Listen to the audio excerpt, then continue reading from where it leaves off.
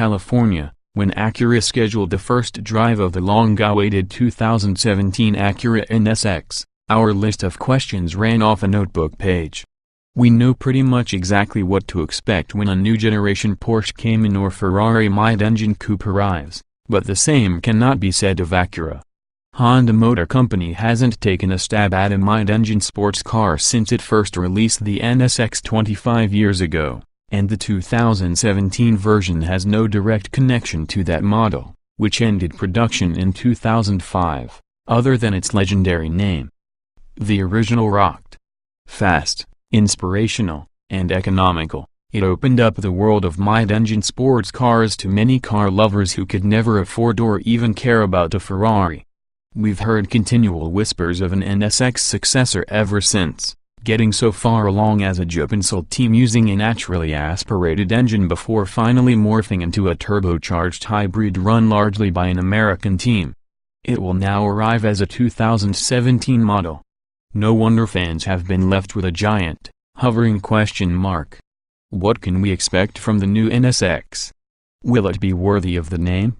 We finally have an answer, as we were part of a tiny group worldwide who got a very early drive on both racetrack and open roads.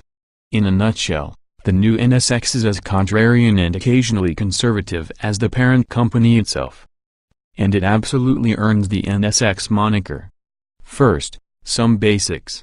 It is a hybrid. Like the Porsche 918, McLaren P1, and BMW i8, the 2017 Acura NSX uses electric motors, 3 of them, to lend instantaneous torque off the line. The 3.5-liter gasoline engine is mounted longitudinally behind the cockpit. It is an all-new, twin-turbo V6 making 500 horsepower and 406 lb-ft of torque. Peak power, utilizing the electric motors, is 573 horsepower 476 lb-ft of torque. A direct-drive electric motor is attached to the engine's crankshaft. Both work in concert with an all-new, wet-clutch 9-speed dual-clutch transmission. The rear electric motor adds power, functions as a generator to help recharge the lithium battery pack, and serves as the starter motor. Note, the NSX is not a plug-in. A twin-motor unit is housed up front. These 2 electric motors each separately drive a front wheel, and are otherwise mechanically independent from the rest of the powertrain. Upon demand, they add extra torque together or independently, aiding acceleration or cornering. In the latter case, they send extra power to the outside wheel, while the other inside wheel is slowed. Voila, genuine torque vectoring. This makes the NSX an all-wheel drive coupe, but when operated in quiet mode it can operate for short periods as an electrically powered front-wheel driver. Weight is the complexity's downside, 3,803 pounds, with 58% distributed to the rear. Acura didn't pursue a full-on carbon fiber monocoque, using instead a more traditional mix of aluminum, high-strength steel, and carbon floor. Acura claims it is far more rigid than the Ferrari 458, one of the cars it benchmarked along with the latest Porsche 911 Turbo and Audi R8 V10 Plus. Indeed, Acura had to take the new NSX's development very seriously. We needed to make a real jump in technology, says Ted Klaus, the NSX global development leader. And we were sent packing by management more than once, quite frankly. But it was the kind of challenge they wanted us to absorb. The hybrid powertrain was developed in Tochigi, Japan. But nearly everything else, from the chassis, powertrain integration, interior, and final styling was a product of the American team in Raymond, Ohio, and the Acura Design Studio in Los Angeles. The car will be built in a new plant in Marysville, Ohio. But Klaus says discussions were often ones of philosophy rather than individual technologies. What did they want the new NSX to be? What should the NSX represent as a company halo? We think we're going to unsettle the sports car world, he says. This is a different kind of sports car than currently exists. A new segment. And it's going to disturb some people. It took me those full 2 days of driving to begin to understand what he was getting at. Because the NSX does rock. but it headbangs quietly. Think of it as a new class of sports car, the stealth supercar. That's a concept that takes some time to wrap your head around. This stealth nature was very much the engineer's goal. The NSX adheres to the classic smooth is fast racing mantra. The Quicksilver transmission, magnetic shocks, and sweetly tuned chassis work overtime so as to never unsettle the car or its pilot. That extends to details like the driver's seat, which offers the best meld of comfort and rock-solid bolstering I've ever experienced. The steering wheel, too, feels like an ideally weighted 2 linear palms, with accuracy that's nearly dead and perfect. The engineers pained over the length and pressure of the brake pedal stroke, so it feels consistent in both parking lot and on racetrack. In fact, those brakes are some of the best all-around stoppers I've found in both arenas. The result of all this finesse is that there are certain descriptors you're unlikely to associate with the NSX: white knuckles, nervous passengers, and skittish. But so too are you unlikely to exit the car and pair it with roar, scream, or wail. Inside, the engine notes are muted, even in Sport Plus and track mode. In fact, it is possible to forget that you're even in a mid-engine car, owing to the stability and the relative lack of rear sound. That will bum out some enthusiasts. On my first day with the car, at Sonoma Raceway in Northern California, I tried out launch control. It's dead simple: engage track mode, left foot brake, put gas to floor, release brake. A respectable blip of seconds later, the NSX cleaved through the air at 60 miles per hour on its way to 100. As is Honda's wont, it plays very coy with those 60 miles per hour numbers. My best just feel guess is 3.4 seconds. But it left me cold. It was fast, but didn't feel fast. It didn't grab me by the scruff and whip me around. Didn't sucker punch me in the solar plexus as I stomped the gas nor chuff me in the chin each time it snap crackle popped to the next gear.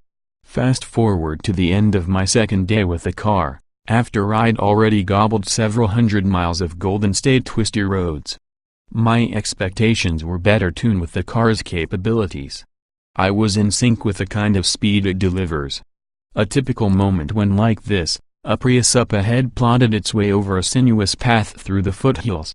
I shoved down the gas pedal and the blue NSX performed 2 near instantaneous downshifts. I didn't feel the change in the car's spine, none of the chassis tremor that comes in the Lamborghini Huracan when it drops down twice. The 9-speed dual-clutch transmission is in many ways as good as Porsche's PTK, but it is as polite as a Japanese businessman. Closing speeds are incredible, and the time the 2 Japanese cars existed side by side was infinitesimal. I was back into the right-hand lane in a lightning second, carrying huge speed into an uphill sweeping turn. The Prius existed somewhere behind me as a thought, a blip in time and space. My passenger was reading an email on his cell at the time. He never even looked up. So yes, the NSX is exceptionally fast. But you need the context of a good winding road to truly realize it. You've got to pass car after car after car in a blinding rush and see telephone poles flick by like toothpicks. Because neither the engine note behind you nor a shriek of tires nor squeal of brakes will announce it for you. Acura has been using an active torque transfer technology since 1996. The NSX employs what the company terms the next-generation sport hybrid super-handling all-wheel drive. The issue with active torque vectoring is that a car doesn't always respond as you expect it to. On the racetrack, I briefly tried treating the NSX like a last-gen Audi R8 or current Huracan: turn early, induce a bit of yaw so the nose is pointed to the exit, and allow the AWD to power me out. But the NSX's torque vectoring is best when you slow the car through a corner using trail braking. Follow a traditional line, managing both brake pressure and then throttle carefully, and you will be well rewarded. You can carry great speed into corners. Get back on the gas too early though, and the car understeers like mad. The stability and traction controls are too conservative for my taste, and can only be turned off completely in track mode. Even then they'll step in if the car senses an impending spin. The rear wheels are braked individually if the systems think the car is seriously out of shape. And yes, the exterior is conservative. I hoped I would love it in the flesh. We got plenty of happy catcalls and hell yeah fists shakes as we drove around. But in light of cars like the Huracan and McLaren 570S, and certainly the new Ford GT, the NSX may look all too dated, all too soon. A few final notes. When it comes to the original NSX's delights, the new one mostly delivers. The dashboard is low and the sight lines marvelously unobstructed. The pillars are thin. You sit low in the cockpit, yet it's easy to get in and out. The front is high enough to negotiate most normal curbs and inclines. Everyday practicality achieved. As for cost, expect the new car to run north of $150,000 for the base model.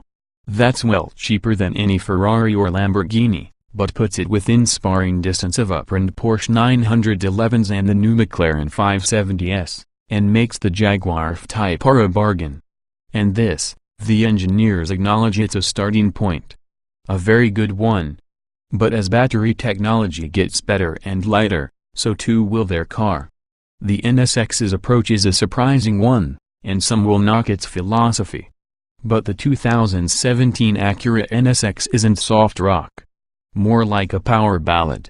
2017 Acura NSX specifications on sale. Spring 2016 base price, $150,000 engine, rear wheels, twin-turbo, 3.5-liter V6 500 HP at 65,007,500 revolutions per minute, 406 pounds-feet at 20,006,000 revolutions per minute, and electric motor.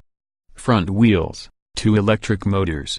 Peak power, 573 horsepower transmission, 9-speed dual-clutch automatic layout, 2-door, mid-engine, AWD coupe PA mileage, NA suspension FR, double wishbone, double lower control arm multi-link with magneto-rheological coilovers brakes, vented discs tires FR, 245-35R1930530R20 Continental Conti Sports Contact 5PLXWXH, 176.0 by 87.3 by 47.8 in wheelbase, 103.5 in headroom, 38.3 in legroom, 42.8 in shoulder room, 57.6 in cargo volume, 3.9 cubic feet weight, 3,803 pounds weight dist. FR, 4,258.060 miles per hour, 3.4 seconds estate 14 mile, not top speed, 191 miles per hour show more.